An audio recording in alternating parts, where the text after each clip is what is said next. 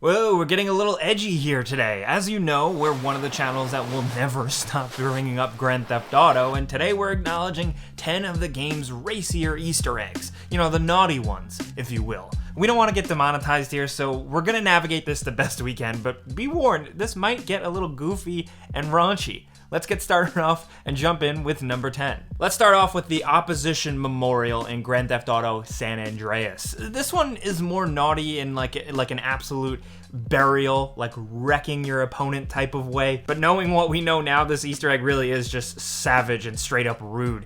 There's a memorial graveyard in San Fierro near the hippie shopper that looks like some kind of war memorial graveyard, but if you take a closer look, you can find this plaque that says, and I quote, RIP Opposition 1997 to 2004 with a Rockstar Games logo right on it. The implication here is really clear. The original Grand Theft Auto came out in 1997 and San Andreas came out in 2004. They're basically implying that all the Grand Theft Auto copycats that appeared after 1997 have been killed by the release of San Andreas, maybe? You know, you might think this is kind of like a playful joke, but remember that probably the biggest rival for Grand Theft Auto at the time was the Driver series, and it released the infamously bad Driver 3 in 2004, the same year as San Andreas. Just comparing the two games isn't even fair. I'm a Driver series apologist personally, but Driver 3 is clearly definitely the worst one in the franchise. And then on the flip side, a lot of people think that San Andreas was the best Grand Theft Auto game in the series. And in a lot of ways, the Opposition Memorial isn't just a little joke. 2004 is basically the year the Driver franchise started to kind of falter. It still limped along with Driver parallel lines and stuff like that, and then eventually there was that really good Driver San Francisco, but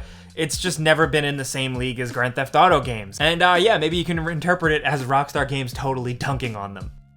Now, next over at number 9, let's talk about Grand Theft Auto 4, one of the weirder Grand Theft Auto games that has a special place in my heart, and it has a lot of interesting and weird signage and just general locations that we'll break down real quick. The first is the monument in Middle Park, which just basically straight up resembles male genitalia. It's labeled Le Nobelisque, and yeah, that's enough said there. Can we even show that? Then there's that building called the Clock Tower in Broker. It has the in-game time on it, you know, of course. But at certain times, if you're on the Algonquin Bridge at night, sometimes the digital like sign, the L doesn't light up. So it's Clock Tower without the L in the word, and yeah, there you go. And then of course there's that sign by Memory Lanes, the bowling alley, which has the bowling balls and the pin, again, male genitalia. There's definitely a theme here, isn't there? Grand Theft Auto 4 is truly something special, but since we are on the topic, we wanted to reserve a whole point for a special moment in it at number 8, and that is of course Grand Theft Auto 4 acknowledging the whole hot coffee debacle. Where would Grand Theft Auto as a series be?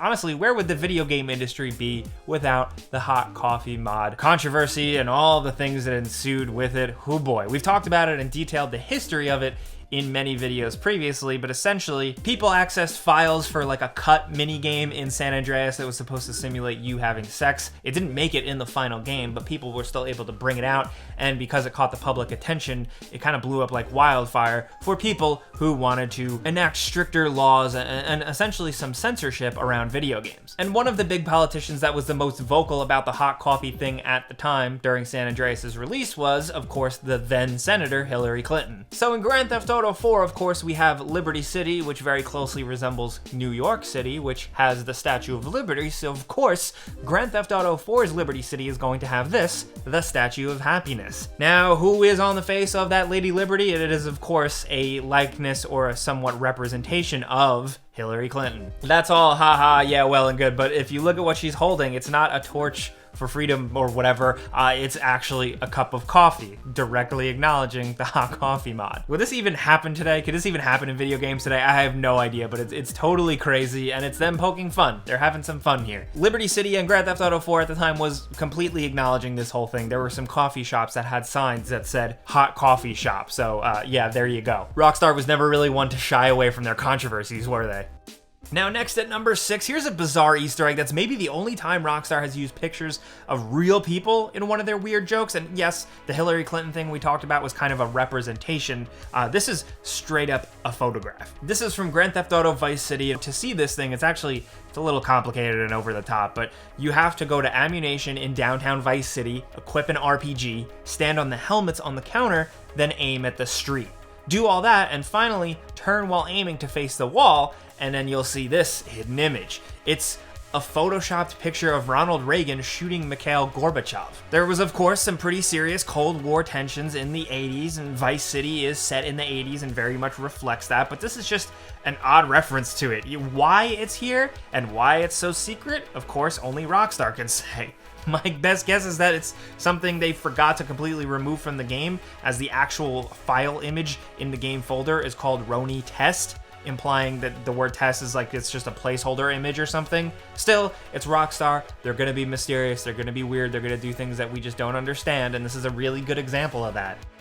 Now, of course, in number 5, let's talk about the Goatsy reference in Grand Theft Auto 5. Certain taxi cabs around the world have this license plate that says 80AAT533, which of course is a reference to the nasty, gross internet meme called Goatsy.cx, and we cannot show it. It was originally an internet shock site, and the image associated with it, hello.jpg, is really the thing that most people think of when they hear the Goatsy meme. If you're wondering why random taxis have this on their license plate, then, I mean, yeah, we don't really have an answer for you, but it's probably like one of the grossest references in the entire series, even if it doesn't actually show anything. You know, it's like a bait and switch meme. It's like one that you use to trick people, and it's just very naughty on the one hand, but also very trolly, so of course Rockstar would probably be into that. And honestly, the license plate and the way it's spelled is more of a subtle, more tasteful way of acknowledging goofy things like this, and we appreciate it.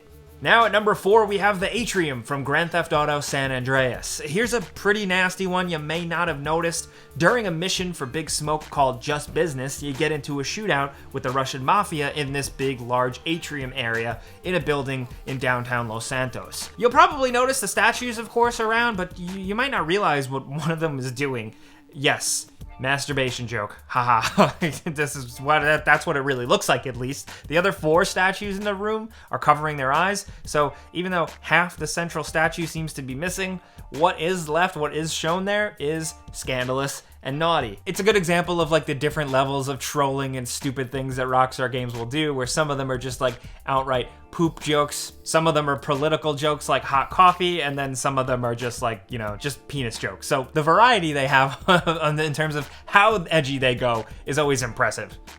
Now at number 3, this one isn't like outright disgusting or anything, but it is still really funny and a little scandalous, and that is the girlfriend Kiki in Grand Theft Auto 4. Of course, as you know, you can go on dates as Nico with various women, some for the story, some just completely optional, and Kiki is one where things can get really interesting. Now, there's a little bit of a way to do it. I don't have time to explain it all, but essentially, you can go on a date with Kiki, then eventually dump her via your in-game telephone, and in certain instances, she essentially can stalk you and give you and the girls that you go out and see problems. Sometimes she will call you or text you and harass you about it.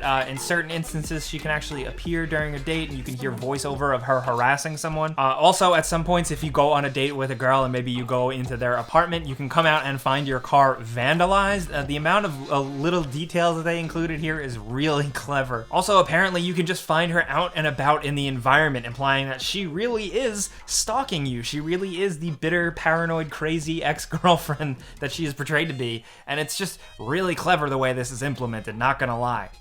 Now down to number 2, of course, Grand Theft Auto 5 and Life Invader, which essentially was like a big old joke on Silicon Valley and in particular, Facebook. You know, Grand Theft Auto 5 took a lot of time to really poke fun at California tech culture and the social media companies that come up and the work culture that surrounds them, and essentially even like what social media and phone addiction is doing to people. And Life Invader is the main company, and they're launching a phone device. This is also poking fun of Facebook, who did at some point try to come out with an actual Facebook phone, and it failed spectacularly. GTA 5 has this whole big advertisement for something called the Life Invader dock, and it is essentially one big phallic docking big penis joke, kind of like poking fun at like your ego and social media, and just like there's penetration jokes with the device, and you really have to see it for yourself. Obviously, I can't break it all down and show it all here, but it's pretty funny. If a little on the nose, it's still good.